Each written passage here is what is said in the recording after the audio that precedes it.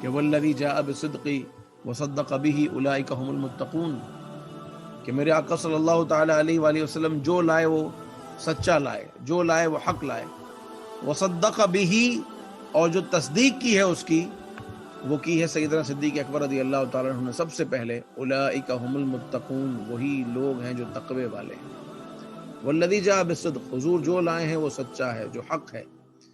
معراج کی رات آپ علیہ الصلوۃ والسلام سفر کر کر جب تشریف لائے تو کفار نے باتیں بنائی، منافقین نے باتیں بنائی، اور سیدنا صدیق اکبر کے پاس گئے کہ تمہارے نبی کہتے ہیں کہ میں رات کے مختصر سے حصے میں مکہ مکرمہ سے مسجد اقصیٰ بھی گیا، مسجد اقصیٰ سے آسمانوں کی بھی سیر کی، جنت بھی دیکھی، دوزخ کو بھی ملاحظہ کیا اور واپس بھی آ گیا، دیکھو تمہارے نبی کیسے بات کرتے ہیں۔ سیدنا صدیق اکبر رضی اللہ تعالیٰ عنہ ابھی تک حضور اکرم صلی اللہ علیہ وسلم سے ملے نہیں تھے اور نہ ہی جا کر حضور سے تصدیق چاہی، بلکہ جانتے ہیں کیا جواب دیا؟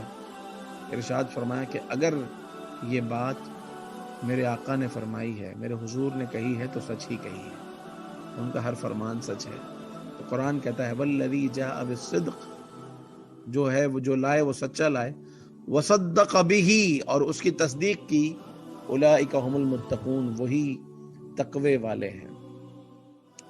انبیاء کے بعد جو دوسرا درجہ آتا ہے وہ صدیقین کا ہے۔ اولئک الذین انعم اللہ علیہم من النبیین والصدیقین والشہداء والصالحین۔ تو نیکوں کا درجہ یوں ترتیب میں بعد میں ہے، پہلے انبیاء کا ہے، من النبیین والصدیقین والشہداء والصالحین۔